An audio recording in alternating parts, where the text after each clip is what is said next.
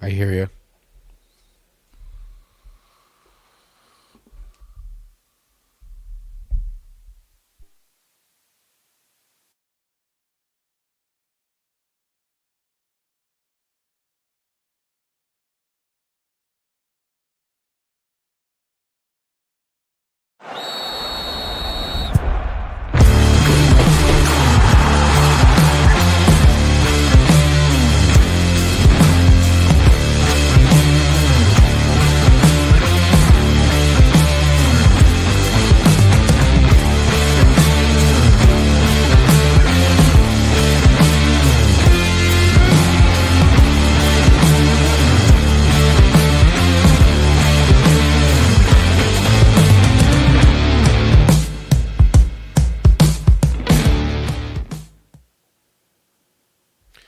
Well, hey, everybody. Welcome to the Touchdown Talk. Merry Christmas to all of you out there. And Merry Christmas to my co-host here. My name's Chris, and I'm joined by Mr. Pablo Martinez, the fantasy football guru himself. What is up, my friend? Merry Christmas. Merry Christmas. Good morning, Chris. Good morning, everyone out there. Welcome to the Fantasy Football Super Bowl weekend. Week 17 is here. It is a very, very sweet moment, bittersweet because this is the end. We made it all the way to the final week of the fantasy season. Yeah, this is it, man. This is the end. It is championship weekend, and this is our penultimate episode of the Touchdown Talk. This is our second and last episode. We got one more episode left. We'll be revealing who won our championships and setting the stage for next season and going through just, recapping the season and everything. But for now, for today's show, this is championship weekend. This is what it's all come down to. I am in the championship. I am playing for keeps. Mr. Pablo Martinez, we did face off against each other, and unfortunately, it didn't go the way. It didn't go the way I don't think anybody thought it would go. I actually thought it was going to be a lot closer of a game than it went. But the way it's shaking out, and we'll set the stage for where we're at now, because we've already had 3 games in the books happen on Christmas Day. We got 2 today on Saturday as we're recording this. But unfortunately, my friend, it didn't shake out the way you wanted to, and now you're playing for third place, which, hey, if you win that, at least you get your money back there, and, third place. That is true. And you know what? Congrats, kudos to you. You put up the highest score of the week that week, and you almost broke the season high record. But, on my end, I kind of felt like, I didn't do anything wrong. I didn't bench the wrong guy. No, you didn't. It didn't matter. Yeah, it didn't matter. You did outstanding. So congrats to you, and now you're in the big game, the title game. Yeah, and we'll get into it because already it's looking very weird. Anybody who watched those Christmas Day games saw that, man. What not great games that they were. Holy smokes! It was. I mean, from a fantasy perspective, there was a lot of duds going on there, and just the games themselves weren't that great. I mean, it just was not great football. I mean, it was nice to have football on Christmas Day, but the games themselves weren't really all that spectacular. And obviously, listen, Detroit Lions just completely. I mean, the Minnesota Vikings showing up as if they were playing for an NFC championship, completely killing the Lions and hurting me in the process from a fantasy perspective, because all season long I've had Jared Goff on my team. He's done pretty well. And man, oh man, what a day to put up a gigantic dud of a game when I really needed him most. Yeah, I agree with your concept there that on Christmas Day most games were disappointing. From a fantasy perspective, at least, there was very little.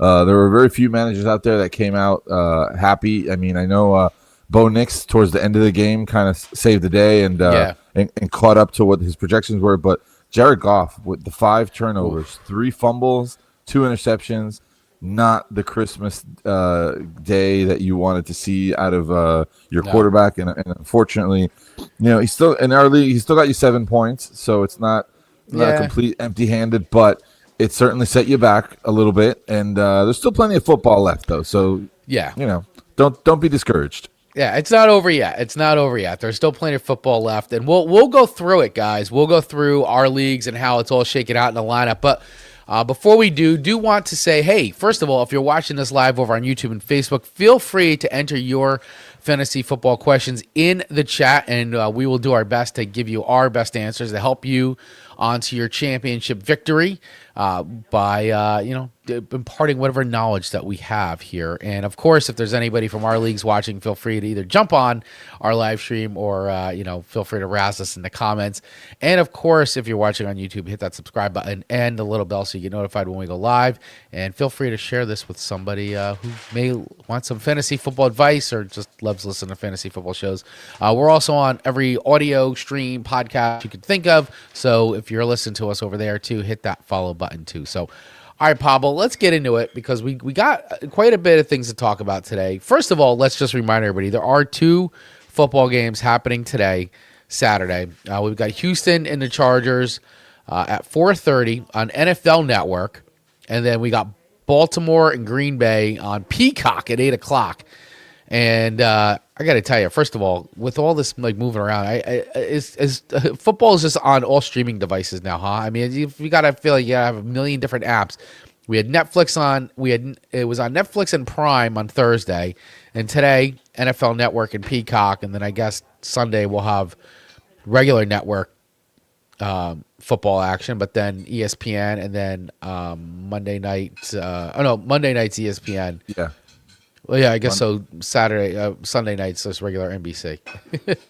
Yeah, crazy. But still, yeah, the platforms are getting the little bits and pieces here and there as the years go on. I kind of feel like that's the trend that we'll see more of. Yeah. Maybe more platforms like Netflix and whatnot acquiring more games. But we'll see what happens. Yeah. So let's get into it. Let's get into some start and sits. Some people that if you're looking for some. So if you got the questions, throw them in the chat. But I'm going to throw out some names. Well, first of all, I think it's worth noting we've got some injuries happening too. Jordan Love is out. Still out with a concussion, so that means Malik Willis will still be starting this week for Green Bay. So if you've got Malik Willis on your bench and you need a quarterback, or if you need a quarterback and he's out there, I can't imagine he would still be out there, but if you do need one, that is somebody you should be putting into your lineup. I mean, do you agree? Is that a start? If you are quarterback hungry, especially if you're in championship mode, is Malik Willis a start for you? I mean, he certainly is. I would say keep an eye on it right now. He's coming into the game for today as questionable. He has a right shoulder issue going on. Is expected to start, and that's what we would all think was going to happen. But I can't see how there are too many more better options out there on championship week. So sure, Malik Willis would be a fine start if you needed to in a pinch. Not necessarily what I would hope to put in my championship weekend, but could be worse. No. Lamar Jackson is looking like he's going to be out for Baltimore too, which means the legend Tyler Huntley will be starting more than likely today. Yeah, another backup quarterback we're going to see in there with Tyler Huntley. I'm a little less excited about Huntley going into Green Bay. Yeah. In that game, I would probably take Willis for sure over Huntley. But again, a tough game. 2 backup quarterbacks. I'm sure they're going to give it everything they have. But for fantasy purposes, I would really hope I had a chance to steer elsewhere if possible. Yeah, Trevor Lawrence. I'm thinking he is definitely a start for you today if you've got him, or not for today, but for tomorrow, this weekend. Trevor Lawrence is somebody you should be starting. Do you agree with that? 100%, absolutely. He's had a great season. He's ending in Indianapolis, and Indianapolis is tough. They have a good defense, right? They definitely want to prove that they're not finished. So he's going to have a little bit of a harder game, but Trevor Lawrence has been great. I mean, what can we say? He's had a really, really good season this year, so I would certainly start him this weekend. How do you feel about Breece Hall? Is Breece Hall a guy that you should be starting up? I mean, the Jets have been obviously pitiful, and they literally, I mean, they're staying with their the third string QB. It looks like the rookie. Is Breece Hall though? Do you feel like Breece Hall is going to get a lot of looks on this game and to see somebody from a fantasy perspective, should he be in your starting lineup this week, especially if you're in championships? Is this a guy that you can lean on this weekend? Well, he's certainly going to get the opportunities. He's going to get the looks. He has been, but with those opportunities, he hasn't been doing much of anything. He's had single digit weeks for a month straight. So I wouldn't really feel comfortable like banking on him as like my RB1. Right. I would probably throw him in there. I don't know that I have many other flex options that I would play over Breece Hall because the potential, the upside, the ceiling is there, but I don't see him really, having a strong performance this weekend. It's a tough matchup at home against New England. I would start him, but I wouldn't be too thrilled about it. Yeah. What about Justin Herbert playing the Texans? How are you feeling about him? Is he somebody you would start this week? Is he 100% he's in? You got to start him, or would you, looking at the matchup, is he somebody you might consider benching in lieu of someone else?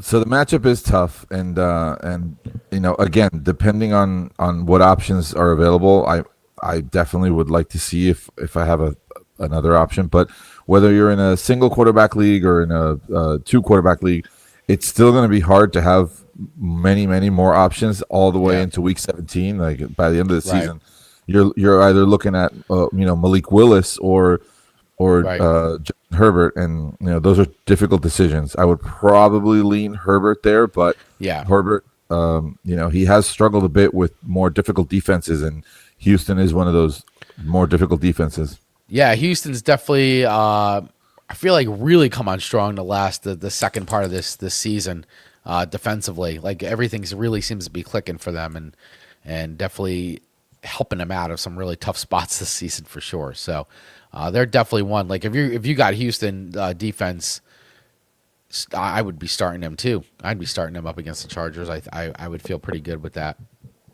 Yeah, for sure. But for the sake of starting Herbert, I would, but only because he's Herbert, and you would expect he would do well. But let's see what happens. Now here's a name that we've talked about quite a bit: A.J. Brown. A.J. Brown. We've talked about him on and off throughout the season. Obviously, he's been on everybody's team. We've talked about that. And this is a guy like everybody thought. He was going to have a big year this year, fantasy wise. Has not had a really big year until very recently. Seems like A.J. Brown is really starting to catch some fire here at the end of the season, and going into playoffs here. I mean, it's a good time for him to start start letting up. But see a guy you feel confident starting today. They're playing in Buffalo. Yeah, in Buffalo this weekend. Right, tough matchup. It is. I'm not sure what the weather's going to look like on tomorrow Sunday. But it's hard. He hasn't had a wonderful season. These last few weeks, like about a month and a half ago, he started to get a little bit hotter, and the last couple of weeks have been okay. But I wouldn't say it's a start that I would be very, very excited to plug into my lineup. I think it. If I didn't have a better option, I would, but it's hard because he isn't somebody who's been extremely, extremely strong, and it's a difficult matchup. So Jacoby Brissett, another name, man. We've been talking about him this season. Just to give some Jacoby Brissett stats, he's had 2,911 passing yards with a 65.2 percentage. He's had 19 passing touchdowns. He's got a quarterback rating of a 93.7. This is somebody, and he's going into the Bengals. He's going into Cincinnati. I think that you have to you gotta fire up Jacoby Brissett, man. I mean, I think he's a must start. Yeah. Mouth-watering matchup against the Bengals. I mean, that defense 100%. Is terrible. That Bengals defense. For sure. And Brissett's a guy who knows that he's got to prove himself still. I mean, in Arizona, it's anyone's guess what's going to happen next season. Yeah, Kyler Murray will likely not be there, but will it be Brissett? Will it not? Brissett wants to show up, and he's got a really, really good opportunity here to do that. He's pulling Baker. I would definitely want to start Brissett this weekend if I could. Yeah, I think so. I mean, he has been nothing short of outstanding this season. For a guy that everybody was writing off, has really stepped into the role here. And from a fantasy perspective, he has definitely been rewarding those who have fired him up. How do you feel about Tony Pollard versus the Saints? How do you feel about Tony Pollard? Would you fire up a Tony Pollard this weekend if you got him in your lineup? Is he a must start for you, or I mean the Saints have sort of beaten a pretty good team the last few games. All of a sudden, like they just seem to be clicking a little bit. They have, and Pollard has not had a good season. He found some success, about a month ago. He really started to turn it on a little bit more. I'm in two of our leagues that we review on this show. I have Tony Pollard on my team, and I am not in the championship game, in part due to I think the fact that I didn't really have a stronger running back option. I bet on Pollard on the draft, and that didn't really pan out that well. I think this weekend Pollard is likely to have a good game. Yeah, I think so too.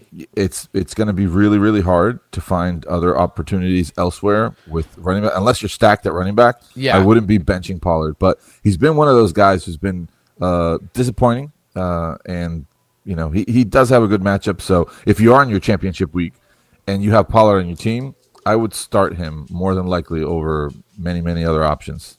Yeah, I like that. I think so too. I mean, he's had 3 100-yard games, so this could be a good matchup for him against New Orleans. And so let's see whether he puts up another 100-yard gain.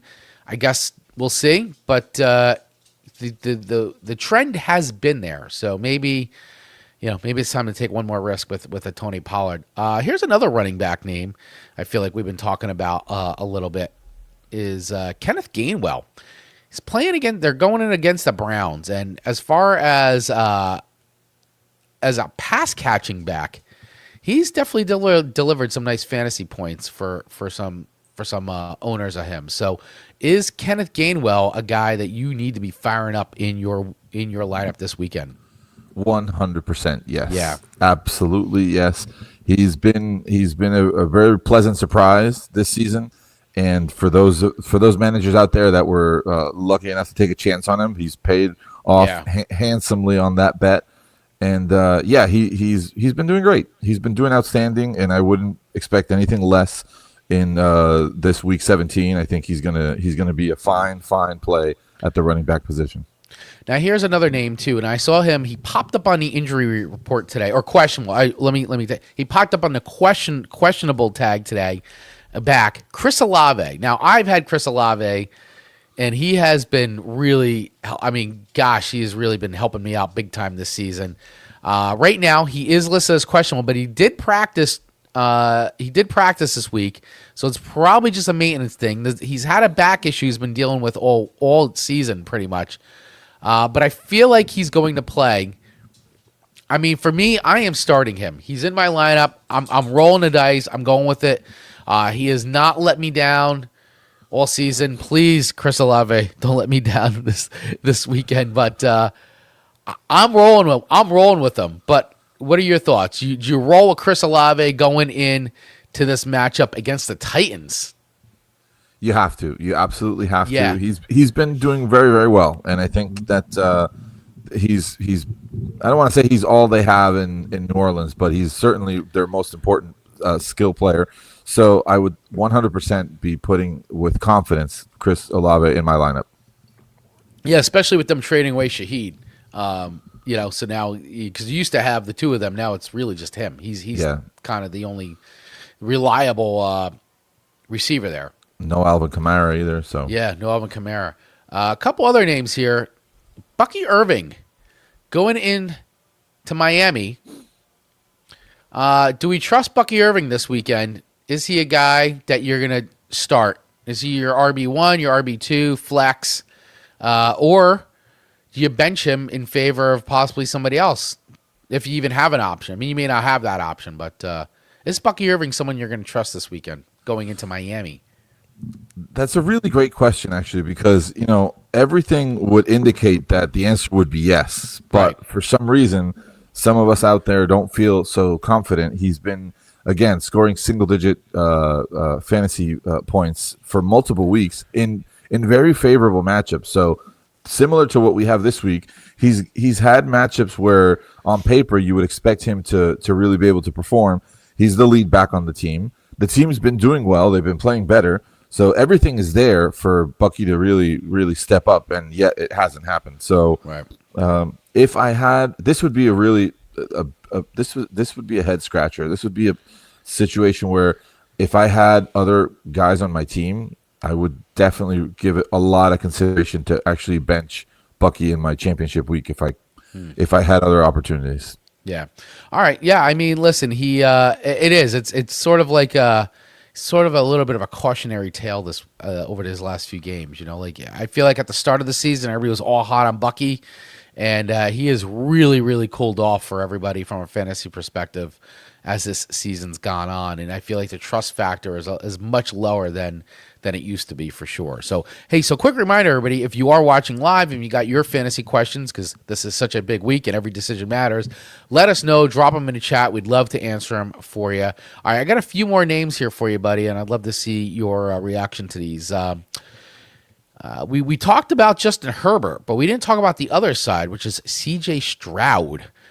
Is C.J. Stroud somebody that you can trust this weekend playing against the Chargers? We talked about firing up Justin Herbert. You felt pretty good about that, even though Houston's a tough defense. But on the other side there, C.J. Stroud, is he somebody you trust going into this weekend here? So you kind of have to, because I doubt that you'll have too many more other opportunities there to pivot away from Stroud. But the matchup is super, super tough. He's playing in LA, and the LA defense has been really, really good this season. So I wouldn't be too excited to have a lot of trust that this is going to work out. But sometimes you just have to take a chance. And I can't imagine that I wouldn't be putting him in my lineup unless I'm stacked at quarterback. Yeah. All right. Great answer to that one. All right. So I'm going to throw two wide receiver names at you. First one is one that I can't believe how much he's fallen off of a cliff. Mbuka. He has really fallen off a cliff, and I don't think it's just him. I just think it's the looks. He's not getting a lot of looks. He was hot, obviously, with all the wide receiver shakeups, guys getting injured, all that. Now everybody's back. And he seems to be not getting as many looks anymore. I got to be honest with you. I think right now, I got him benched on my lineup in favor of Godwin, who's gotten more looks. And I have to check my lineup again, but I think I'm rolling with Godwin right now. But man, oh man, I don't know. I personally don't think Ibuka could be tried. He's just not getting the looks. He's not getting anything really coming his way. They had like 5 targets or something last game, or 3. It was crazy. Yeah, 2. Yeah, 2. It's ridiculous. Nuts. Yeah, I can't blame you. I think I would go that way as well. I think that this is a really, really difficult one to get it right. This could be the week Ibuka has a bigger game than Evans and Godwin, but it's hard to anticipate that. So hard. he's definitely fallen down in the depth chart in favor of the veterans, and it's understandable. Mike Evans had a quite a long stretch off the field with injury, and now that he's finally back, the team's trying to find ways to prioritize him over other options when possible, and it's working out because he's a really, really good wide receiver. Of course, yeah. I definitely think that Ibuka, the problem with Ibuka is not so much Ibuka. I mean, yeah, he's a rookie, but I think the team has found a favorable situation where now they have everybody healthy and they have tons of great weapons. So that came at Ibuka's fantasy expense, and I probably would try to bench him as well. Yeah, it's crazy to say that too, right? I mean, in championship week, you got Ibuka and you're benching him, and it's how I am because I got Godwin, and I'm like, Godwin's been getting, I mean, it's not like he's getting massive points, but he's getting more points than Ibuka. He's getting more targets. I got to go with what the data suggests right now, and right now it looks like Godwin's got the edge over Mbuka as far as target share goes. So I'm hoping it stays that way, and this isn't the day that Mbuka goes off because he's currently on my bench. So that is it's a risk I'm going to take. I'm going to roll the dice. Best of luck to you with that one. It's going to be a close one. It's really not like there's one clear guy on they're team. playing Miami, and that's juicy, right? Is they going? Are they playing Miami? Yeah, they're playing Miami. They are. They're playing in Miami, but we'll see. I guess. Best of luck to you, my friend, with that. Yeah. I want to say it could be the day. Maybe Egbuka, gets 2 touchdowns, but maybe not. Maybe it is Godwin, and I hope it works out for you. Thank you very much. All right, last name here, and then we're going to go on and take a look at our championships lineups in both our leagues here. Marvin Harrison Jr. Marv at the Bengals at Cincinnati. He's missed a ton of time, and it looks like Jacoby Brissett and Michael Wilson are having a day. They definitely have clicked. Yep. Can Marvin Harrison Jr. be someone you could trust in fantasy to get you over the edge, maybe help you win that championship? I'm leaning towards no. Yeah, zero trust. On my part, zero trust. He's been disappointing. He's had some injuries, so it's not all his fault. No, but exactly. It's not a matchup that really on paper looks like it is Cincinnati, but Cincinnati hasn't been a super strong defense, so wide receivers haven't necessarily needed to put in 4 quarters of a ton of hard work. You know what I mean? Right. And Marvin hasn't been the dude that has been solid this year. So Michael Wilson has taken advantage of that opportunity, and Harrison, to sum up here, is not the guy that I would be starting with any kind of confidence on my team. I would really, really not want to start him at all. Nope, I'm with you right there too. I would leave him if you got him. I would leave him on the bench. I mean, if you are super desperate, I feel like you could do. There has to be someone in your waiver wire that I would trust more than Marvin Harrison Jr. at this point. That's just my thought. I mean, there should be. I mean, there has to be somebody sitting out there that is just someone let go. I mean, honestly, it would have to be so devoid of anybody, and you'd be in such desperation mode that I would start Marvin Harrison Jr. I mean, that's a tough one, man. I just wouldn't do it. I would stay away at all costs if you could do that right now. Absolutely. Absolutely. All right, guys.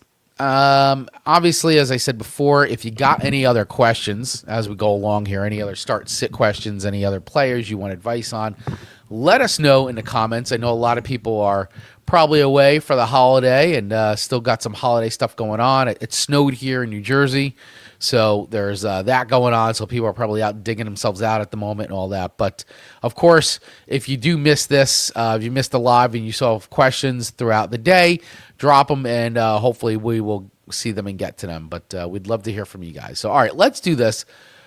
Now's the time. Let's dive in to our championship lineups that we've got going on here. Let's dive into the LOEMP League. That's the league that both Pablo and I play in, as well as my brother, who was going to try to get on today, but I don't think he's going to be able to get on today because he's also doing the digging out thing right now with the snow. So he is probably not going to make it on. But that's okay. All right. So looking at it right now, how this is lining up in our league is in the championship right now. It's me, my team, Golf My Lawn, and my brother's team, Swift Kick in the Pits. Right now, my brother is up on me, 51-28 to my 18.88. We'll dive into that in a second. Third place game right now is Keith's Cool Team at 11.30, and you, my friend, Bark at the Moon at 26.60. And then in our semifinal games, our fifth place game. Looks like we've already got that. It looks like Maja Magic has won the fifth place. I guess that's kind of already done. That was last week. Yeah, That was last week. Sorry, I'm looking at this wrong. For that, well, the fifth place got Yeah. got settled last week. Yes, Yeah. that's right. Okay. Yep. So, all right. So let's take a look at this. Let's dive into the championship game happening between me and my brother. And right now, he is projected to win by a thin margin of 155 to my 147. Now, he's already had a bunch of his players go already, and he is not totally happy. Bo Nix, he got some good production at Bo Nix. He met his projections. Yeah, his projections were 24.85. He had a good night, 27.98. But CeeDee Lamb, not a great day. His projections were at 21. He got 9.60. Cortland Sutton was projected at 14.23. He got 8. And Jamison Williams, because we were talking about Detroit, and we're going to get into more of that, projected for 14.54. Only got 5.7. Now, on my side, I had George Pickens go, who was projected at 17.62. Got 11, so better than CD. But boy, oh boy, did I get crushed in my super flex here. Jared Goff, projected for 25 points and only put up 7. 197 yards, only 1 passing touchdown, 3 fumbles. He had the worst game of the season, maybe even of his career in recent memory. It was pitiful. It was horrible. I couldn't believe it. I'm like, you got to be kidding me, bro. When I need you to show up, this is what I get. Yeah, when you needed him the most, he did not really come through, and that's okay. It happens. I know it happens. Overall, I think that the big difference here is that there was one guy that hit his projection and exceeded a little bit. He got lucky. It was at the end of the game because it really looked like in that game too, Bo Nix was not really going to deliver. But no, it wasn't looking great. And then he kind of got some good picked up some points at the end. Yeah, he got a touchdown at the end. It really kind of helped him hit that 20-plus mark. He ended up with 27 fantasy points. But if it wasn't for him, everyone else disappointed. So it was kind of even and balanced across the board, even though it's not what you want. It's not exciting. The silver lining is that, let's take the wide receivers in Dallas, for example. We were talking about the fact that if it was a George Pickens game versus a CeeDee Lamb game, right? The manager of that player would benefit if they happened to catch more touchdowns than the other, but neither one of them did. No. So it was still close, 11-9. It was not, and nobody ran away with it. You know what I mean? They were both kind of disappointing. No, Dak threw to everybody else but these two guys. Yeah, exactly. Because they did have a good game, but it just wasn't for them. And that happens sometimes. Cortland Sutton and Jamison Williams didn't have anything great that day, and I think that really, really helped offset how poor Jared Goff played. Yes. So I think that it's a really, really great matchup still. You're both projected to be under the mark that you originally had, so you're both in the red there. But it's still super, super close, and it's really difficult to actually make a pick here because of how close it is. You have a lot of players still upcoming. Your brother has less of them, and I think that's really where you have a bit of an advantage. So let's go through the lineups and see how we feel about everyone else. Let's do it. Bo Nix already went, yep. And you've got Matt Stafford coming in on Monday night. You'll at that point know what you need from Matt Stafford. So that's actually really, really positive. Yeah, I mean, I need another. It would be great to have another 40-plus game from Matt Stafford like I had the week before. I feel like all my points came last week when I really needed them this week. But I mean, can I get another huge game out of Matt Stafford? Is going into Atlanta on a Monday night? God, I hope so. I think so. He's been great. He's had super strong performances week in and week out. So the matchup is favorable. I do think Stafford is going to have a strong game on Monday night in Atlanta. Yeah, in Atlanta. Next in your lineup, you've got Jamar Chase coming. He already played his big wide receiver, CeeDee Lamb. Yeah. So here's another opportunity for you to take advantage of that. I need a monster game out of Jamar Chase. Come on, Jamar. If now or never. In that head-to-head matchup, you will definitely will be more than likely to exceed that 9-point mark and start making up for some of those points that Jared Goff left on the table. I like it too. I think Jamar Chase is set up to have a nice game versus Arizona this Sunday. It would certainly be nice. I would love to get a good. I would love for him to not only meet but exceed his projections. It would be great to get that classic Burrow Jamar Chase connection happening, and get those big points, man. Because that would be I would feel much better. Because, well, we'll keep going down the line here because I'll tell you, my brother's got some scary stuff going on here that scares me a little bit. A little bit. All right. So let's keep moving. So Jameson Williams. All right. So we already talked about Purdon, right. Pickens, and Sutton. They both played. Now Jameson Williams on your brother's side already played. You've got Chris Olave. We talked about the fact that he's still questionable, but he is the dude. He is the main reference.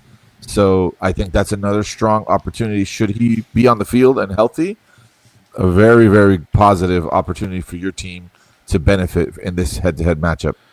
Yep. Moving down. Now we get into territories that you both have players left to go. Omarion Hampton and Ashton Genty on his side for running back. Yeah. Versus James Cook and Rico Dowdle. Yeah. So this is where I am scared. Because I mean, listen, Hampton doesn't have a great matchup because going into Houston, we did talk about that Houston defense, and Houston has been very good against the run. So but he's still Marion Hampton. He's still a really good player, and it doesn't take much. So if he can break free, he could rip. So the potential for some big points are still there, even though he's got a tough matchup. However, Ashton Genty going into the Giants, the Giants defense has been absolutely miserable. Both teams, they're now dubbing this game as the Tank Bowl, the Giants and the Raiders. So somebody has to win this game. That has to win, unless it ends up in some kind of a weird tie. But this is the Tank Bowl. So I don't know. Is Ashton, we already, we heard Max Crosby's been shut down for us this season. He actually left the building, they said, in disgust. I don't blame him. The guy, he's a competitor. He wants to play. Yeah. So, players don't want to tank, guys. I mean, as much as fans, I just want to say, fans, players, these guys don't want to tank. They want to win. This is what they do. They don't, they're not looking to tank. So, I don't know. Could Ashton Genty have he's got a juicy matchup, because if he's going to rip, it's going to be tomorrow because the Giants defense is terrible. Yeah, it's hard to say. I would imagine that this is Genty's, if he wants to, this is his opportunity to really show up and say, hey, you know what? I haven't been so terrible this season. I'm not that bad of a running back. We all know he's not, but we all know he's not been a good season for him. His team is bad. The team is bad. He's on a bad team. That's the unfortunate thing. But tomorrow could be the day that he rips, and that scares the hell out of me. Well, let's see. Let's see what happens. I don't see him. I wouldn't expect him to have like a 3-touchdown game. He could, obviously, any week. He could, yeah. It hasn't been that type of season for the team or for him, so I would think that's probably not going to happen. But a team looking to tank, it'll be interesting to see. Like if they really really want to tank this game, I don't know if they want him to score. Exactly. Exactly. It might give truth be told, I mean, he doesn't have to prove anything. You know what you have with Genty, so they might put him on the bench a little bit more than usual to give someone else a chance to see what they have. Yeah, absolutely. Okay, so on my side, I've got James Cook and Rico Dowdle, and these two running backs going up against tough defenses. James Cook in Philly, and Rico Dowdle in Seattle. Two very tough defenses for both these running backs. I don't feel great. James Cook, I feel better than Rico Dowdle. Yeah, Rico Dowdle's had a decent season, and he's been good, but that Seattle defense has been pretty impressive, and so is Philly's defense. So I don't expect big points here from either of these guys, to be honest with you. We don't know what the weather's going to be like just yet in this Buffalo Philly game, but I'm not. It scares me, man. I'm scared. I'm not gonna lie. I'm a little scared. I think you're fine with James Cook. I think that he's going to be great. He's not going to have a problem. He is a really, really good player. They're playing at home. I would imagine that you're going to be fine there. It's definitely with Rico Dowdle that I would have some hesitation and some thoughts of what else is there, what else could I do. Yeah, I definitely have some thoughts there. Yeah, that would be definitely the spot where I would give some more thought to. But I mean, Rico Dowdle has had a good season as well. He definitely wants to prove himself. He definitely wants to show up. It's a difficult matchup. They're playing at home against Seattle, and Seattle's been good. Yeah, so Seattle's been very good. Yeah, Seattle's been very good. So it's hard. Yeah, it's definitely hard. That I would say is not an area where you have the advantage versus your brother. Yeah. Now looking at our tight end spot. Brenton Strange. I got Brenton Strange. He's got Taysom Hill. I love Brenton Strange. I think he's been great. He's been doing good. They're going into Indy. Could be a difficult matchup, but I feel good with that. He's had some really good connection with Trevor Lawrence. Taysom Hill is a wild card. He's a big wild card. We know we they love using him on the goal line. He is definitely a TD dependent tight end in that way. And he does all the gadget plays. So he is a big wild card. And I don't know, could New Orleans be running a lot of plays down there by the end zone with Taysom Hill lined up? I say yes. So even though he's only projected for 5, that could easily become 20, 25 points. Yeah, I agree. I think your brother's been super smart to throw him into his lineup. Taysom Hill has tremendous upside because of a couple different reasons. First of all, this could be his last game with the Saints. He's 35 years old, and he hasn't really been like a staple on the team. I mean, he has, but not because he's always been the lead tight end or the lead running back or the lead wide receiver or the lead quarterback, but he does all of those things. So this could very well be the last game with him in New Orleans. And I bet you that both he and the team are going to want to showcase him and to, give him an opportunity to show himself for, one more time. We have lost our dear co-host. I am still here. I am still here, Chris. What I was referring to here with Taysom Hill is that I think that there's a high likelihood that the team is going to want to showcase him and give him an opportunity to show up one last time. Yeah, since this seems like it's going to be the last. To me, it seems like it might be the last game for Taysom Hill. Yeah, I think so. I mean, they're going to want to give him some respect and all that. So, which means he could have a really big game and drop some huge points on me, and that would not be great. I'm having an audio technical difficulty, so let me reset here on my end. And all right, and then on top of that, so looking across, also have Chris Godwin Jr., who I was talking about starting over Mbuka, which I am doing right now because I don't trust Mbuka.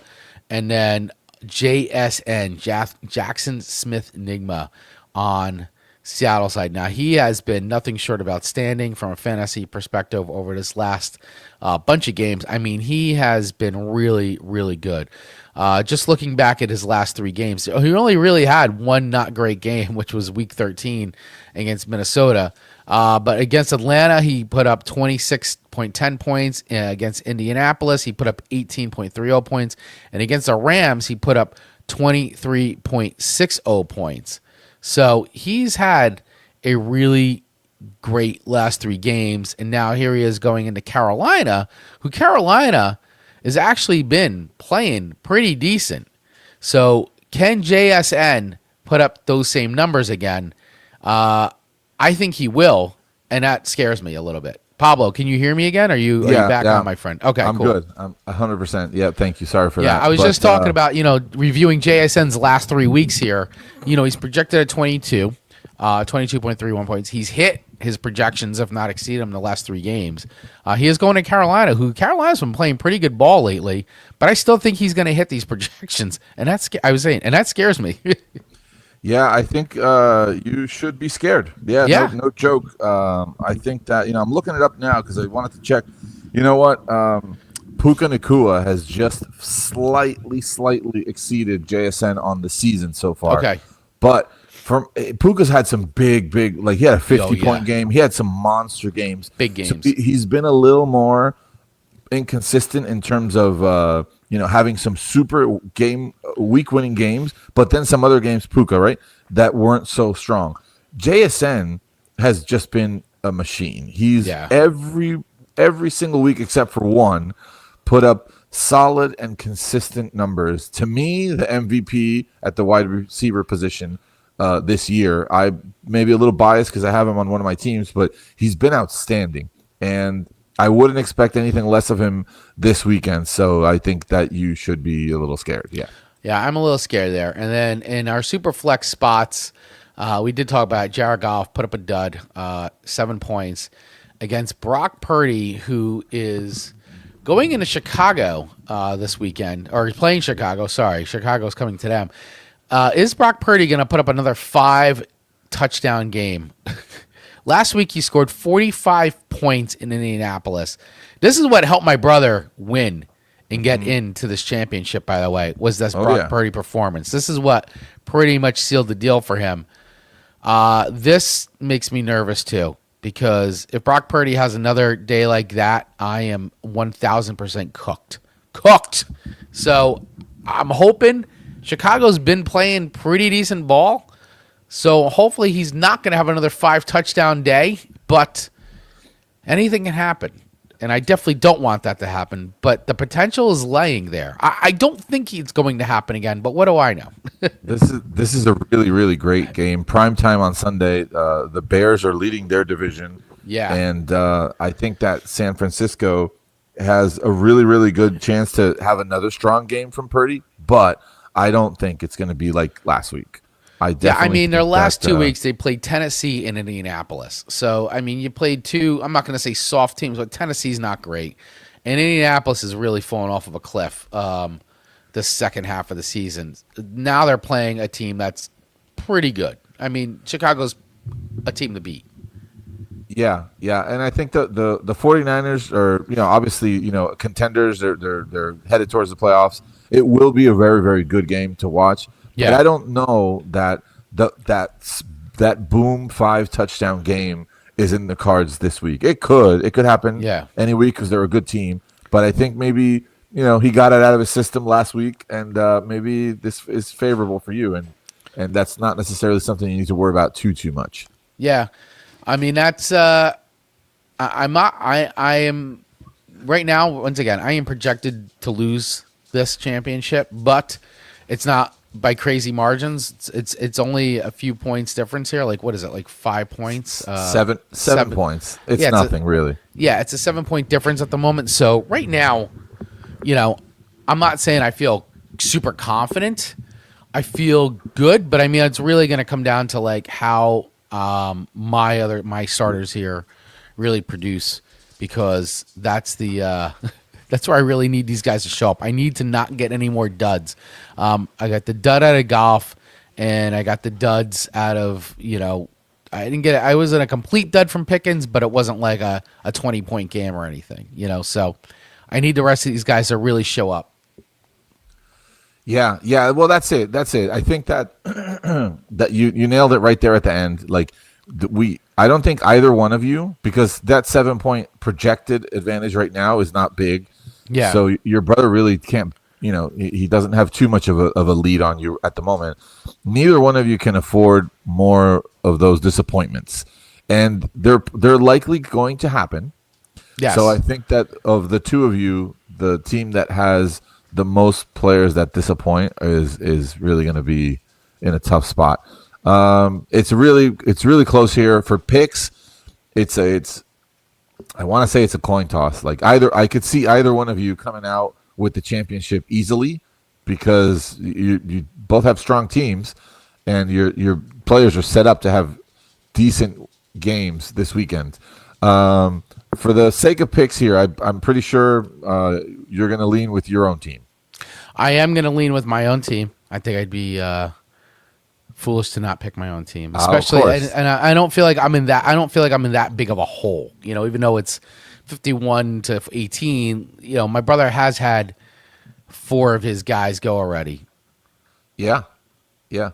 So for the sake of picks, I too will be choosing Golf My Lawn. I'll go with our touchdown talk All right. host, and I wish you the best of luck, my friend. I know that your Thank brother's team is super strong. It is a very strong team. In this league, just to recap a little bit of the stats here, your brother's been extremely successful. This is year 6, I believe. Yep. Year 6, of which your brother Kevin has 3 titles, has made it to the Super Bowl 3 times and won all 3. Technically, we had a year there with a split. Hamlin, where Hamlin didn't end the game, so we split that. Still counted as a title for him, but he has yet to lose a Super Bowl.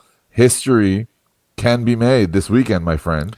I certainly hope so, because Yes. I always feel like I lose. So Yep. We had Pam and Wayne, the other title holders for the LOEMP League. So this year we could be welcoming in our 4th champion to the league. Good luck to you, my friend. Thank you very much. I wish myself luck as well. I wish no luck to Kevin, and I hope I win. There you go. There you go. All right, so let's real quick too. We'll look at the other. We'll just quickly take a quick look at our 3rd place matchup here in this league as well, which is your team, my friend, Bark at the Moon versus Keith's cool team. And looking at this, you are projected to win by like half a point right now, 150 to 149. 20. You're currently in the lead, 26.60 points with 11.30, and you got some good production out of Amon Ra, even despite the. We didn't meet projections, but at least you got more than Jameson Williams. You got 14.80 points there. Debo didn't really meet projections, but at least got you on the board at 11.80. And on his side, he had Terry McLaurin go. Didn't meet projections either. 11.30 there. But looking real quick at your quarterback plays, Philip Rivers, Old Man Rivers, going up against Josh Allen in that play. And got T. Higgins, Zay Flowers. We did talk about, you already had Debo and Amon Ra. He has A.J. Brown and Jacoby Myers still yet to go. You got Chase Brown to his Kyron Williams. Tony Pollard, who we were talking about before, Travis Etienne Jr., George Kittle, Dallas Goedert. You got Parker Washington fired up and ready to go in your flex. He already had Tim McLaurin go. And then in our super flex, you got Jalen Hurts and Justin Herbert, and then Saints and Bucks D. How you feeling there, bud, about this chances here and wrapping up the 3rd place spot here in our league? I feel pretty good. I feel okay about it. It's a 3rd place game. It's never a game that I'm too excited, or anyone should be too excited. We're licking our wounds from last weekend. We got our butts kicked. But, hey, it's a chance to have one more game and end the season strong in 3rd place. I like my options. I think this week, with not that much on the line, I am going to take a chance and leave Philip Rivers in my starting lineup. Honestly, he looked good last week. He did. He looked good. He was very competent. Like he ran that offense. It's great when you see a guy like him play. You remember how good of a freaking quarterback he is, like lining up, reading defenses. Guy, is he in top shape? No, but he looked good for a guy that came off the couch. Good enough. Yeah, good enough. And my other option there would have been Aaron Rodgers, and Aaron Rodgers has a little bit of a more difficult matchup going into Cleveland. Right. So I kind of feel like, oh, you know what? Let's take a chance with Rivers. It's a 3rd place game. If I get it wrong, I get it wrong. Yeah, I hear you. But overall, fly. I think the team's fine. It is what it is. Keith had a good season as well. Just didn't work out last week for him either. And here we are. Yep, here we are. All right. Well, there you go. So I will pick your team to win this matchup, though. I'm going to pick Bark at the Moon. Thank you, my friend. Bark at the Moon will be my pick as well. All right, very good. And let's just really quick, let's just review, because we did change a little bit in this. We did decide in previous years, we did not have any kind of toilet bowl. We didn't have any kind of penalty for Sacco.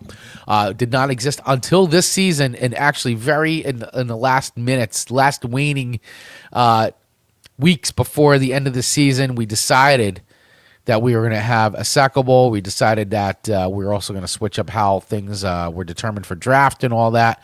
So in our Toilet Bowl, I guess, I don't know how else to call it, the Sacco Award Last Place Bowl.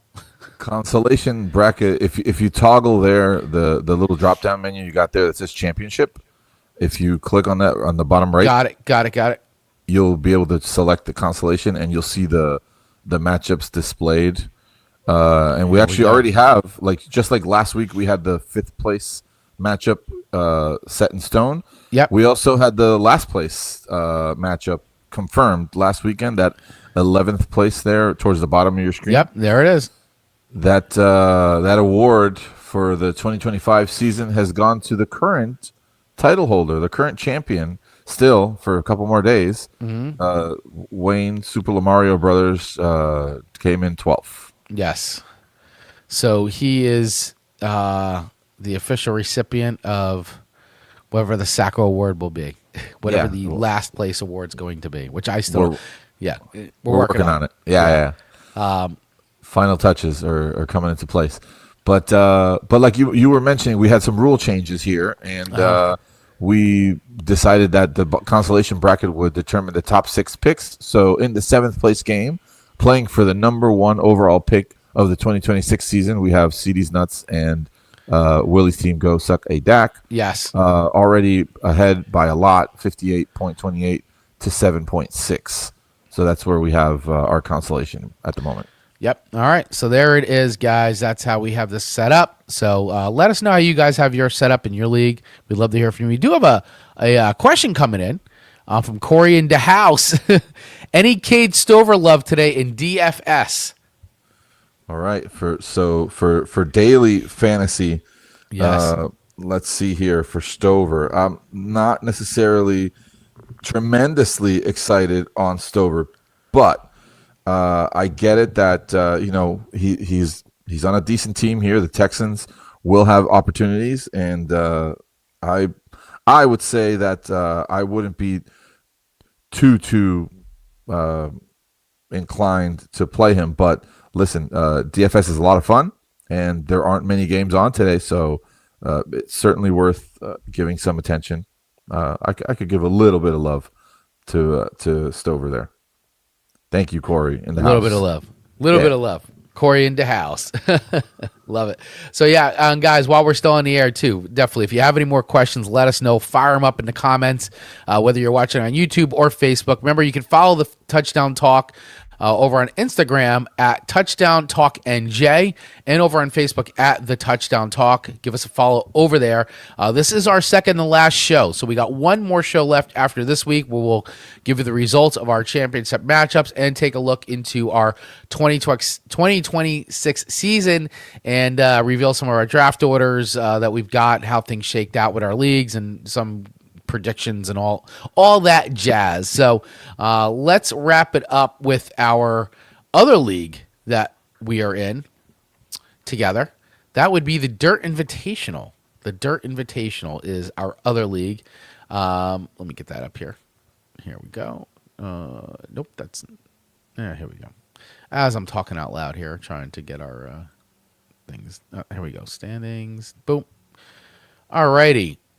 So, in our Dirt Invitational League, in this league in particular, let me get that up. Where is it? Oh, there it is. Trying to get it on screen there for you. All right, there we go. So, we have our championship set, which is Manja versus Ginger Ninja, who has been in first place very much all season. The projections are right now in Manja's favor, 148 to 137. And we do have our toilet bowl. Yes, we do. Set up, which is Bodie McBoatface versus the Sicilians. Yeah, and it's actually on the screen this year. Yes, we got lucky, and it's right there. We can see their matchup projected.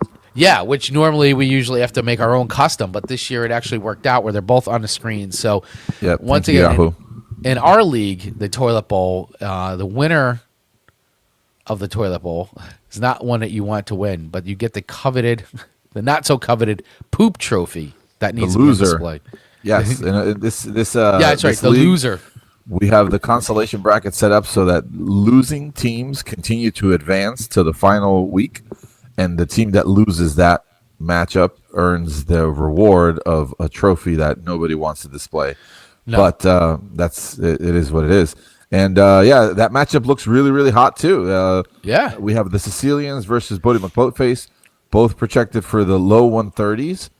And yeah, that's going to be a super, super exciting one to follow as well.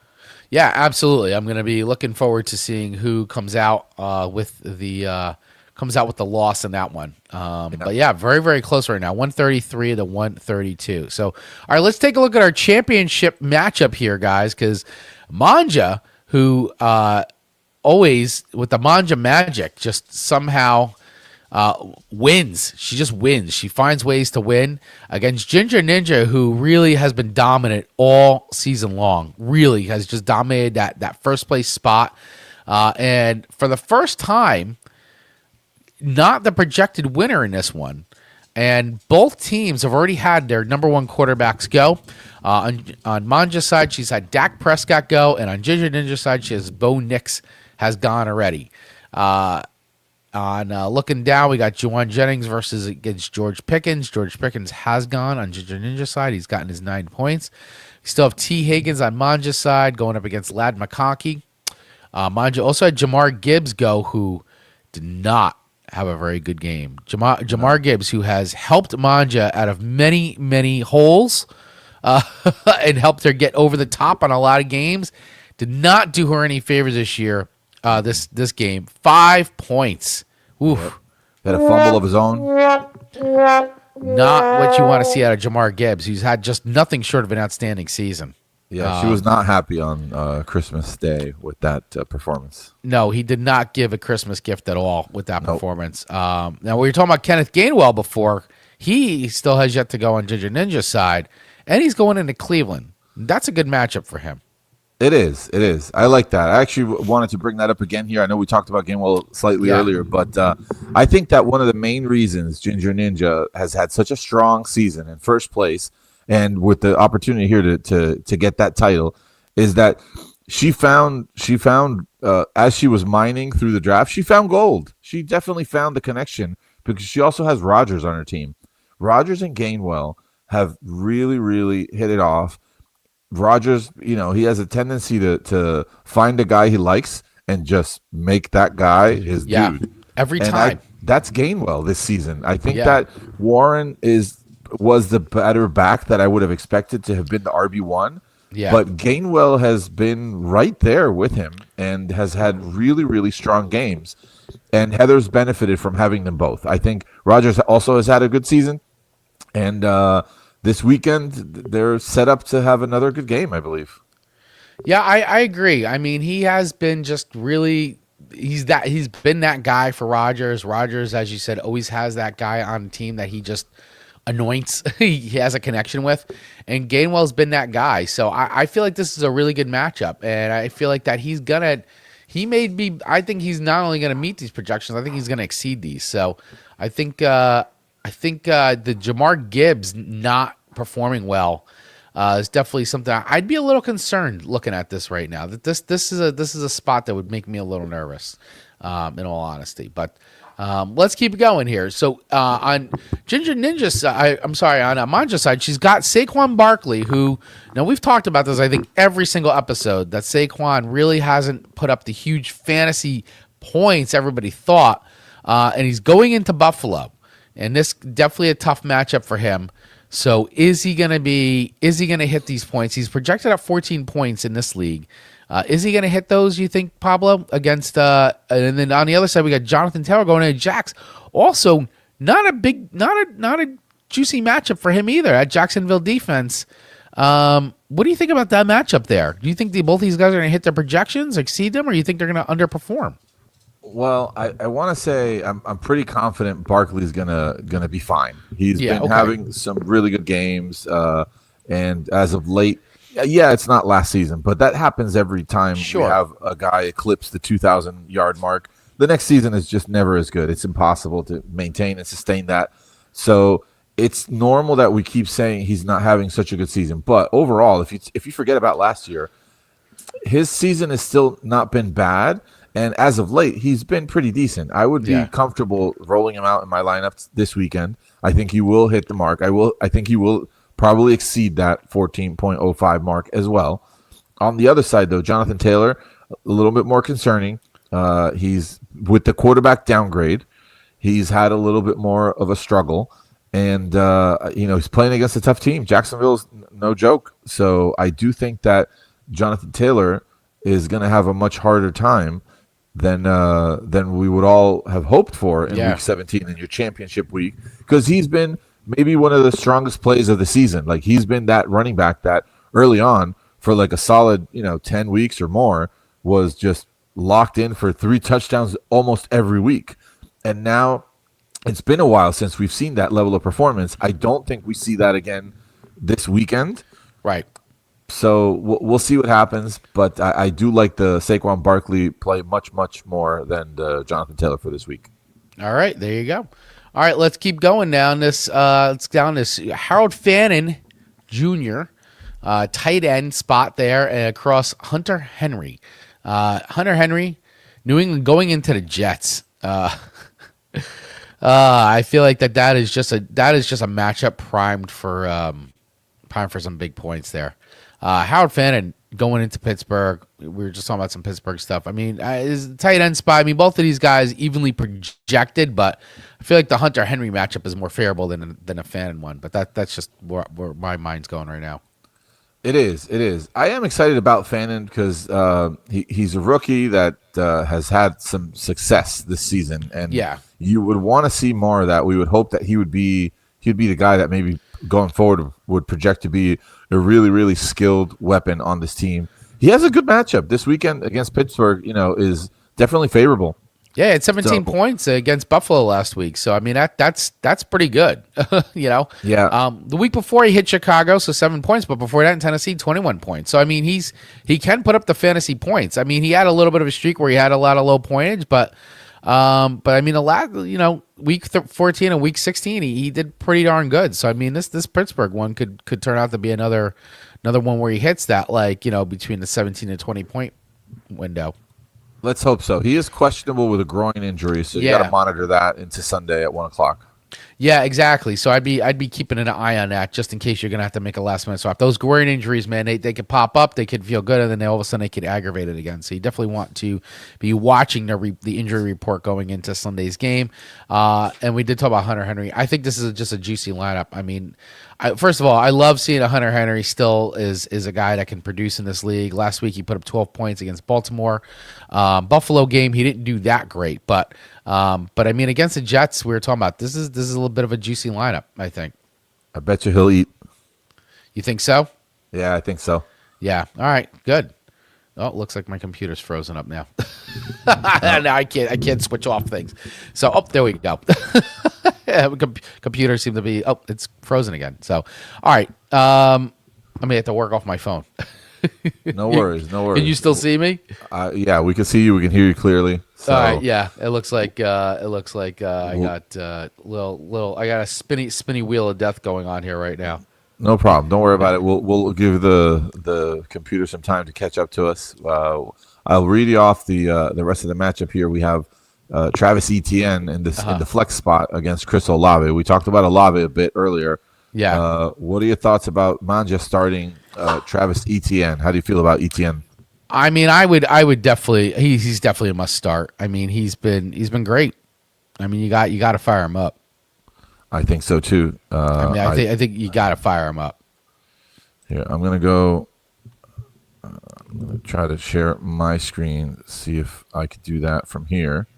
Yeah, see if you can override me here. Yep. Can you? Are you able to see my screen? I cannot, but I'm gonna try to kill off my screen. I'm gonna try to stop sharing if I can. I'm just completely at the moment just spinny wheel of death, frozen here. It's just right. whoa. It won't stop spinning. All right, no problem. Well, we'll keep looking through these lineups, and No problem there, my friend. So here, you know what? This is new to me as well. So let's see where I'm going to share screen. Share screen. Yes.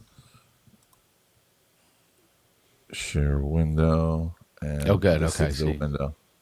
Yep, I see it. So you can see my screen now. All right. It is coming. There we go. All right. Here we go. So looking through the rest of the lineup here, we were on Henry and Fannin. Now I mentioned we had Chris Olave and Travis Etienne. Travis Etienne's had a really nice season. It was a surprise. I think the whole Jacksonville team has been a pleasant surprise to watch. How do you feel about Manja rolling out Etienne in her flex spot this weekend? I think that's good.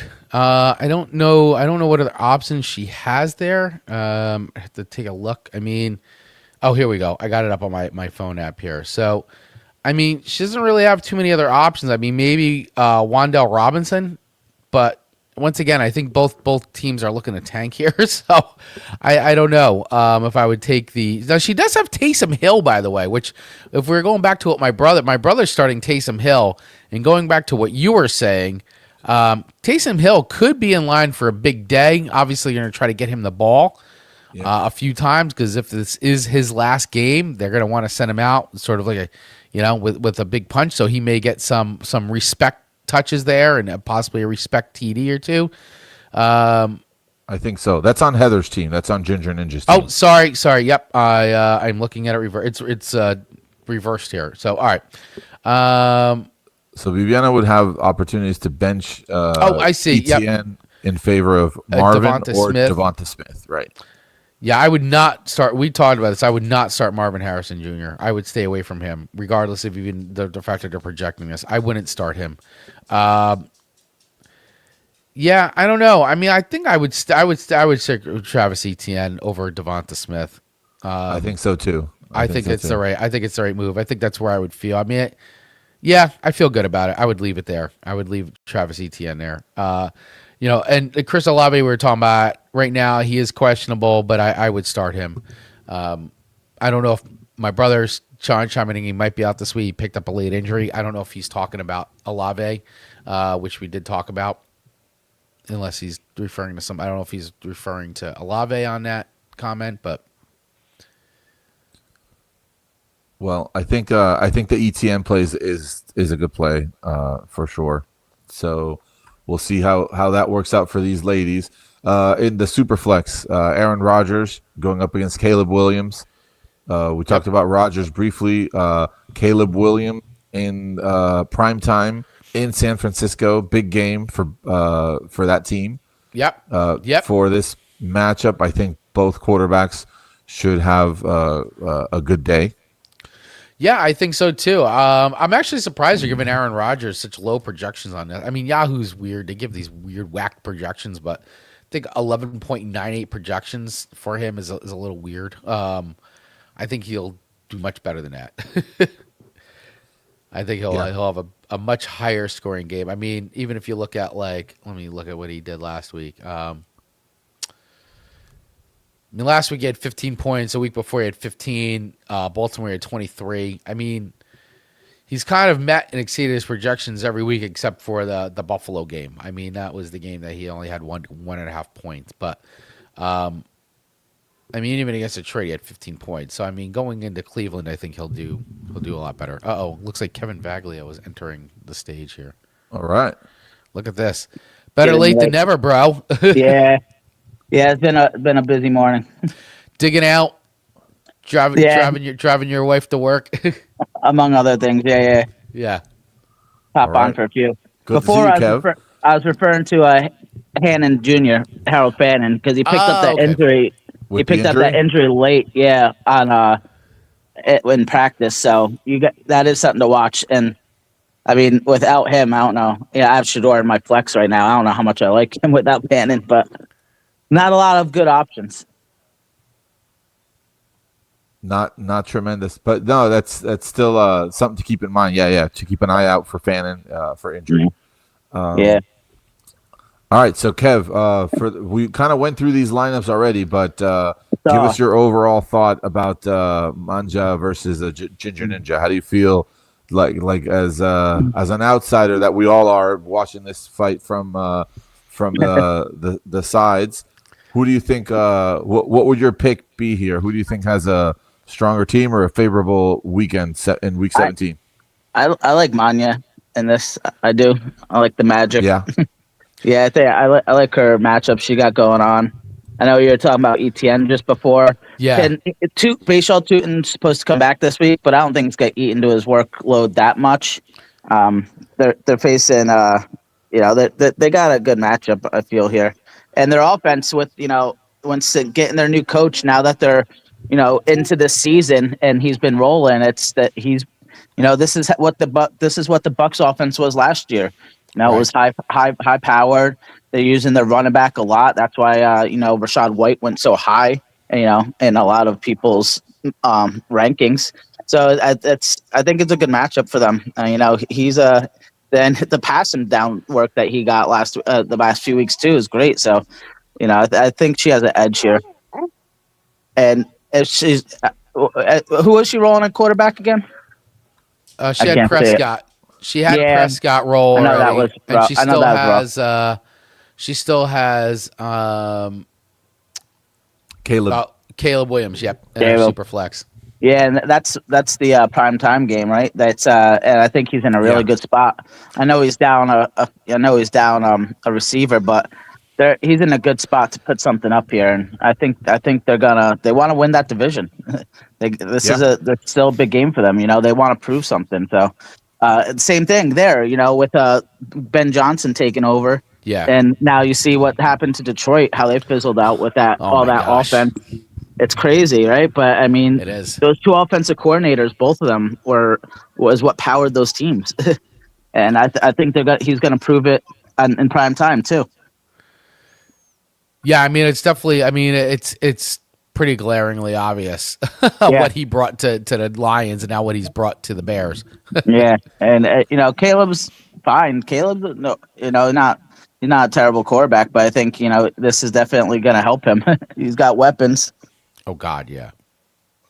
It's a good matchup for her. I think I like Manya to take this matchup. All right. How about you, Chris? Who do you think will be taking the win here in the Super Bowl for the Dirt League? Yeah, I mean this is a really good matchup with these two teams. Like I said, Ginger Ninja has been just absolutely dominating all season. She's beaten teams. She's been projected to lose a lot of games and still found a way to win as well. So I actually find it pretty funny that these two teams are facing each other because Manja has always had the magic of finding a way to win, and Ginger Ninja has been projected to lose a lot of games and still always found a way to win. So you've got two teams here that have always found a way to win. So this is going to be good. But I think I'm going to go with Manja for the win on this one. Yeah, I feel like Manja's going to find – I feel like both teams are going to keep it really close, but I think Manja's going to eke out a win here. All right. Great picks. So I'm gonna make my pick. Before I do, I do want to share this. I dropped it in one of our chats on text earlier, but Ginger Ninja and Manja happened to face off once upon a time in another Super Bowl, not in this league, but in another league. So this is not unprecedented. At that time, Manja came out with the Super Bowl championship game. So this is a bit of a rematch, if you want. Okay. With these two ladies who have experience facing each other in the Super Bowl, in the big game.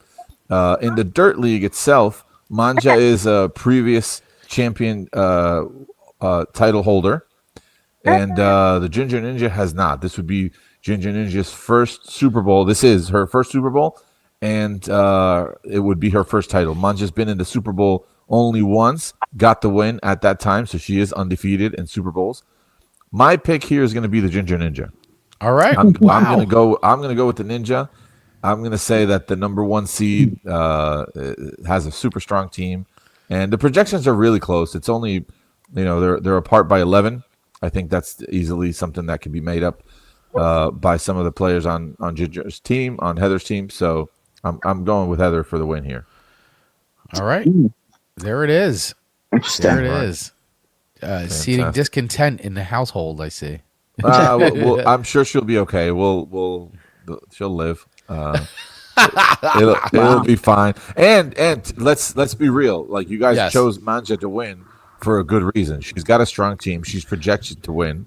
Yeah. And it wouldn't be surprising if Manja does come out with the win. So yeah, I mean, our team is strong. I mean, I think both teams are very strong. I just feel like Manja may have some better performances out of some of these key players that will give her the edge. Yeah, I like it a little better. Yeah. Agreed. All right. So the rest of our consolation, we have a third place game. Kevin and I playing against each other. After all, not that we wanted to do it in this game. We wanted to do it in the Super Bowl, but oh well. Of course, it happens.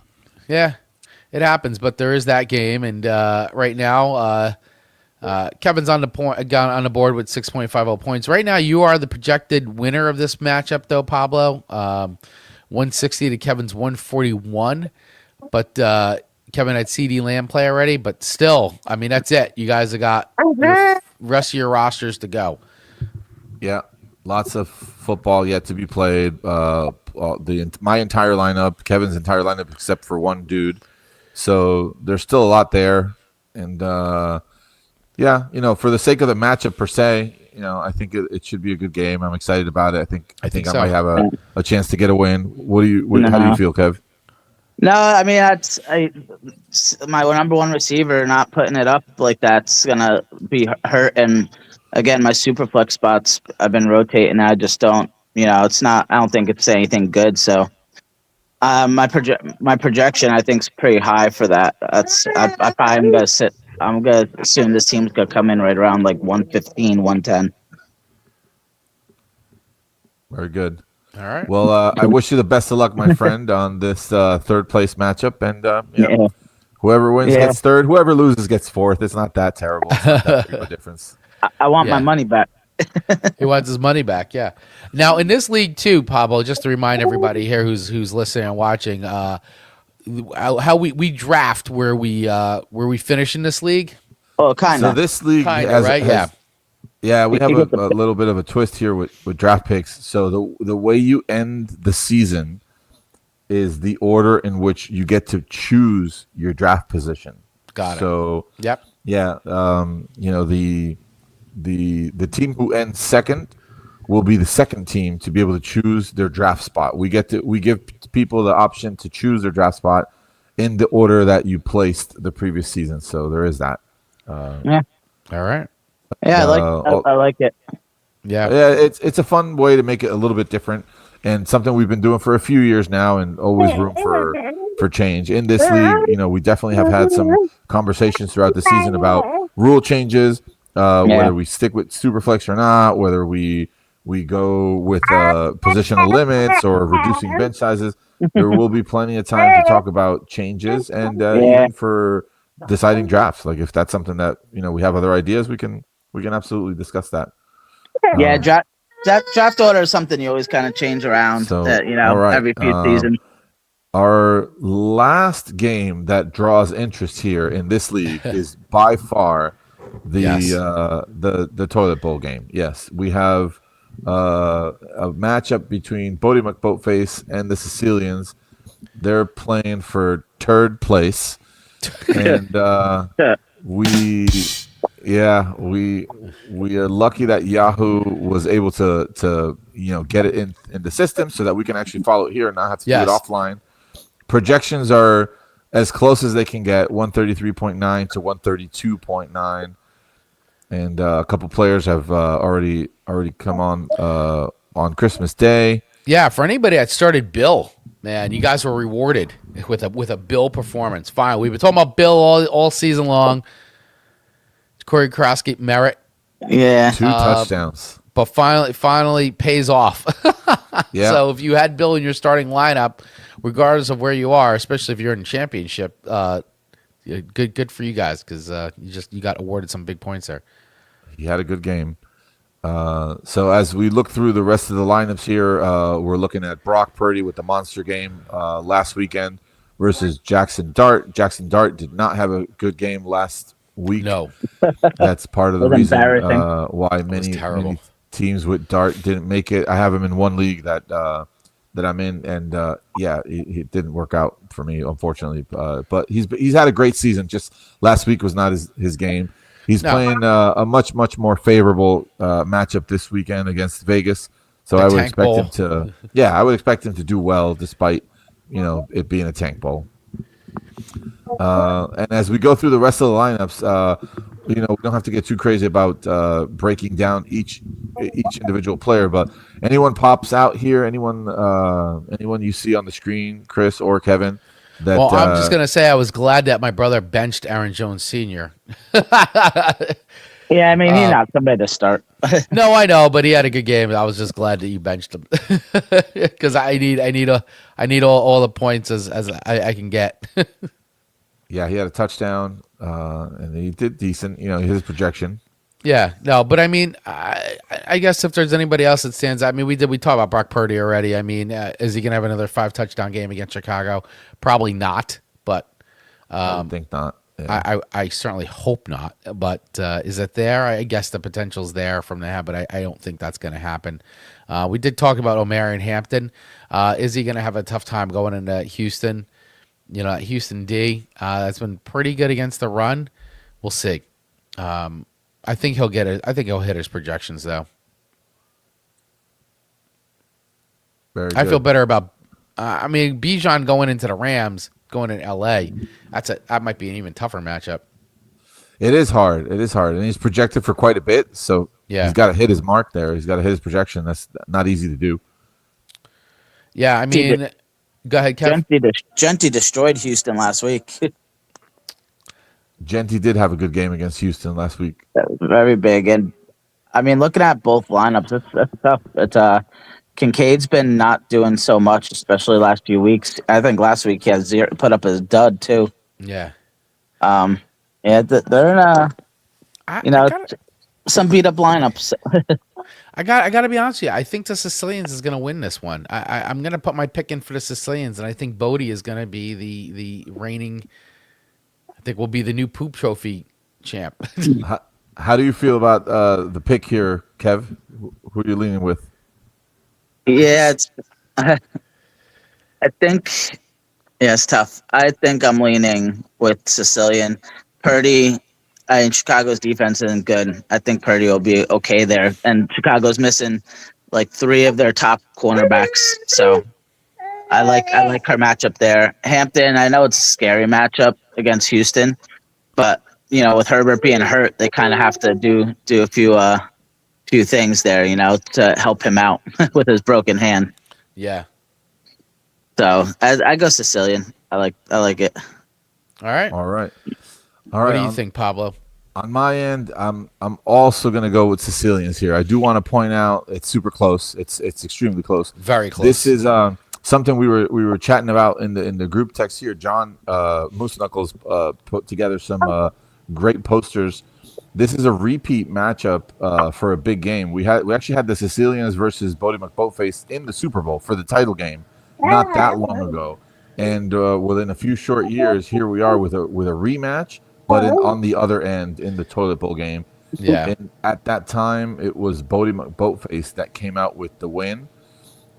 So this would be Bodie's game. First poop trophy if that were to happen, and also would be the first manager to get both trophies. That has not yet ever happened. Wow, that's actually interesting. So we've no one's ever gotten both trophies. No poop manager has gotten the title, and no champion has gotten the poop trophy yet. Wow. But it's only the poop trophy is new. We've only had it for a short amount of years. I think maybe 5 or something like that. 6. Okay. And it's a great addition. It's a lot of fun. And let's see, maybe if this is the year. Who knows? Good luck to both of you ladies. Yeah, honestly. Good luck.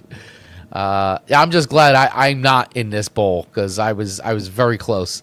I was very close to making it into the toilet bowl, and I won my matchup last week, so that kept me out of toilet bowl contention. Yeah, for sure. I don't know if Kevin's changing a diaper there, if he's actually also dealing with a trophy, but either way, I hope that things work out for everybody, including Kevin here right now. And yeah, best of luck to Tina and Pam in this matchup. But it'll be fun to watch. Yeah, I had you to start screaming on me. That's gonna I guess I kind of like do that's gonna do it for our leagues and our picks and the rest of what we were trying to look at here. Yeah. I want to wish you both, you and Kevin, the best of luck this week, my friend, in your championship game. Same for Manja and Heather, and same for everybody else out there that's listening. Good luck to your fantasy championships. It's hard, it's difficult to get there, but you're there, you're here, and this is it. The one final effort to get that championship. Good luck. Yeah, and honestly, if you are in the bottom of your league, and maybe this is the chance where if you can win and stay out of the bottom and swap places with somebody else, keep playing because you don't want to have a poop trophy or some other weird penalty. I just saw that IHOP's doing the IHOP dropped that commercial, which is hilarious, about the bottomless pancakes for fantasy football last place coming in fast place. That's pretty good. That's awesome. That Malik Neighbors commercial and all that. And that's great. If you guys have seen it, it's all over the internet. But go watch it. But yeah, apparently for I guess what is it, January 6th or whatever the date is, that they're doing bottomless pancakes. And if you lost your fantasy league, you can come there and spend your penalty eating bottomless pancakes. That's awesome. At IHOP. Yeah, that is a super fun initiative. I heard about it. I didn't watch the commercial yet, but that is the commercial is funny. The commercial's funny. I highly recommend checking that out because it is a laugh. Malik Neighbors is in it, and it's great. They did a great job. Awesome promotion, but yeah. So whatever it is, guys, keep playing all the way to the end. Don't take your penalty lying down. Fight to the very end. And congrats for making it to the championship, and good luck to everybody. Kevin, I wish you no luck. I'm winning that belt. Listen, I know I wasn't there for it, but I mean I'm dead in the water. My three top receivers. Oh, stop! They put up nothing. Stop they put up nothing. This I put guy up single digits by every single one of them. Every week we've had to hear the song "I'm dead in the water." I'm dead in the water. Every week. This is part of his black magic that he does. My three top receivers put up single digit points. That's not good. Stop. You and your black magic. Get out of here, voodoo. If anyone else wants to share their strategies, leave them in the comments there. Kevin's has clearly been every single week to say, "Oh, I'm gonna lose." Even though he was projected to win by 40, he's like, "Oh, I'm done. Here it goes, game over." And then here he is all the way into the Super Bowl and projected to win the Super Bowl. So yeah, so enough. I don't want to hear it. Projections are crap. Yeah, you guys know this. Come on. No, we know projections are crap, but you have been doing the same ritual every week, and so what's up? Yeah, exactly. So I'm here. I'm here to cut it off. Here's one thing I'll say. Sometimes for a championship, for a title to actually happen, it's not just about making good picks and making sure that you're starting the right guys or being a good fantasy football manager. Sometimes you just need a little bit of luck. Yeah. I want to highlight Kevin this season has had a lot of good luck, and that's important because you can't win a championship sometimes without that. Like, you could do as much as you want, but you still might be missing a little bit extra that doesn't depend on you. In the Dirt League, you're not in the championship game, but you had those back-to-back weeks where, like, on the last play of a Monday night, your team came through. Some big wins. In the LOEMP League, the Brock Purdy, the 5-touchdown game was another example. I mean, that was the game, man. That move got you in. I was talking to Keith earlier that day. I'm like, oh man, I was like, I need 35.5 from Purdy.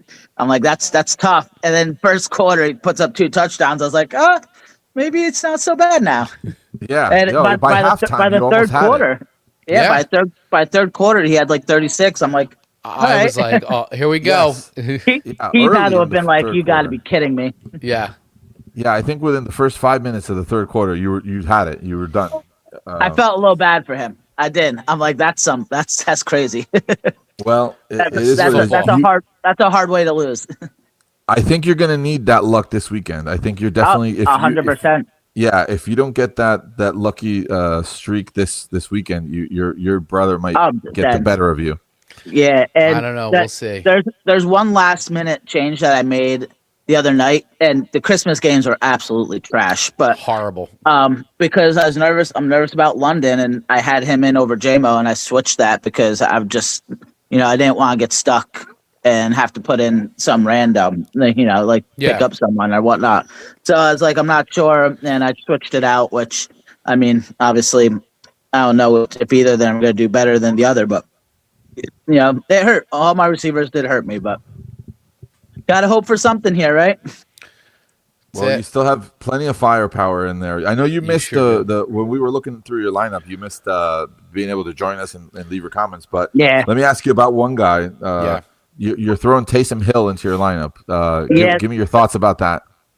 That was the last. Obviously, Brock Bowers all of a sudden popping up in the IR is crazy to me, and so I'm scrambling here, and I'm like, I'm looking through. I don't know who I want to put there, and I'm like, let me put Taysom Hill in there as a placeholder, at least for now.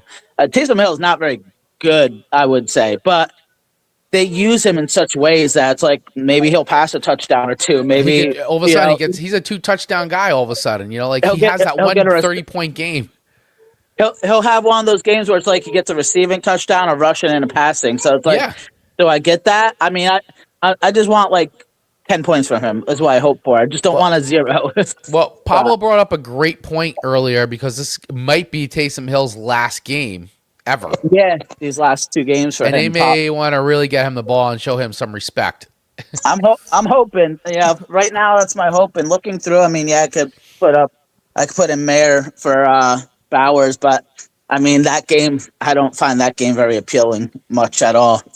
Over there, you might be surprised. That might be the spot where you find your good luck, your fortune. Well, that's my thought. This will definitely be the spot where all of a sudden we get the Taysom Hill 30-point game. Last week he had the big game though. Last week he didn't have a bad game, so he gets one magic game a year. Maybe I wasted it, all right, but I had to do something, and that's it for now. Well, we'll see how it goes, my friend. We'll see how it goes. Good luck to you. Good luck to both of you. Yes, thank you. Good luck to everybody else out there.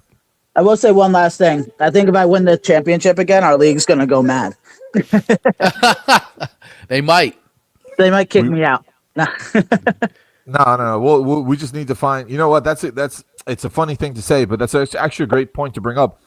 We in this league, we actually have made changes to try to make it harder for those repeats to keep repeating, and that's very just true. What we should do. Like if this is the 5th. We've had 5 championships. Mm-hmm. This is the 6th season. Your team, Kevin, has gotten 3 titles.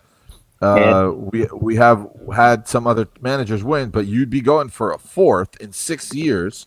So that's where I would motivate other leagues out there to think about rules, think about what you could do differently to try to make it more interesting. You did draft from the 11th spot. I mean, we're mixing this up. I mean, it just happens. I mean, listen, this season though, I've already made a lot of trades. You made good trades. I made trades. People made trades in this league, and a lot of injuries. This has been another rough year of a lot of injuries and a lot of draft busts as well. Quarterback injuries were brutal this season for a lot of, and when you're talking the Superflex league, it's absolutely brutal. It's brutal for a lot of people. No, there's been a lot of good teams that start off really super hot and then just because of the injuries. I mean, someone had to start Phillip Rivers, which he was in my starting lineup against Pablo. It could change still, but you're starting 45-year-old Phillip Rivers or whatever he is, 44. So crazy to think about. I think for next season, Kev, if you get the championship again, maybe we need to make you draft blindfolded and see if we could just keep adding layers and layers of difficulties for you. No, I think the good point that was brought up was everybody. I think it was you or Ken said everybody's got to stop trading their good players to Kevin, and it was seriously what kind of happened. I mean, Kevin wound up getting, You traded me London. I did trade you London, but I got 2 good players in return. But unfortunately, one of them, they both got hurt. And sometimes that's hit or miss. Well, no, Dowell's not hurt. I mean, it just that it turned out Godwin kind of came back and he was banged up, and he's back in. But I feel like I still got a good deal for that one. I mean, I You traded did. Drake London for two really good players, and I needed another running back, and I got one. And Godwin, was just, but it just is what it is. I mean, I took a chance on that, but he's not like he's out. He's in my starting lineup right now, so he's better than trades Ibuka. that help people. I think if you look at that trade now, that wasn't a bad trade for either one of you because No. No, it was a I good didn't trade. like it because at one point I didn't like it because I felt like it definitely hurt me running back wise, but it worked out. No, it worked out. It worked out in the long run. I think worked out better for you on the second half of the season for sure. Yeah, I mean, I honestly haven't got to play London all that much. No, you actually he's haven't. been injured a lot. Yeah. Yeah, exactly. He got That's why banged it up. wasn't so bad after all. But early on, when you looked at it, I think you did very, very well, Kevin, acquiring JSN, London, JSN. Brock Bowers. Like, look at all these strong pieces that at the end of the day in the championship week, you're not starting, London or Bowers, and that's not what you planned on. That's No, not but why they you helped to traded get for you them. here. Exactly. Right. They're still really strong pieces, and JSN was certainly like maybe the MVP of the season. Yeah. Oh yeah, that was huge. Hey, Taysom Hill JSN this weekend. Let's go. There you go. I mean, hey. Good luck to you guys. Any final parting words between the two of you before you walk away and then rematch on tomorrow Sunday? I wish you no luck too. Eat a bag of dicks. Yep, there you go. I wish you zero luck, and I hope your team goes down in flames. For everybody else out there watching, first of all, I want to say thank you for everybody who's hung out with us all season long with the Touchdown Talk, and everybody who's asked questions and watched the live streams and all that. You guys have been great. We see that a lot of people watch the show after it airs, so thank you for all that. Thanks for checking us out. Thanks for listening on Radio Garden State. We do have one more show left, so make sure you tune back next week for our season wrap-up. Wrap-up? Yep, Nice. season wrap-up show, and then after that, we'll be on a long break until next season. But we do appreciate you all. So want to say Merry Christmas, Happy Hanukkah, Happy Kwanzaa, Happy Merry, whatever you guys celebrate out there. Appreciate you guys. Festivus. And also Happy New Year, because by the time we come back on, it'll be 2026. Yeah. We come back on next week. So last show of 2025 here. Yeah, it's been a great season. It's been a great year. Best of luck to everybody, and happy holidays. Enjoy everything that you celebrate, and good luck to everybody. Yeah. Good luck, guys. Thanks for Enjoy watching. the final week of fantasy football. Well, Yeah. At least we all get to play each other in some capacity this weekend. True, very That's true. right. Yeah. Everybody's everybody in this is still playing for something. Conspiracies. Yeah. Conspiracy theories. Let the conspiracies go. All right, everybody. Thanks again for watching, listening, and we'll see you next week. Good luck, everybody, See you on guys. championship weekend. See ya. Cheers. Cheers.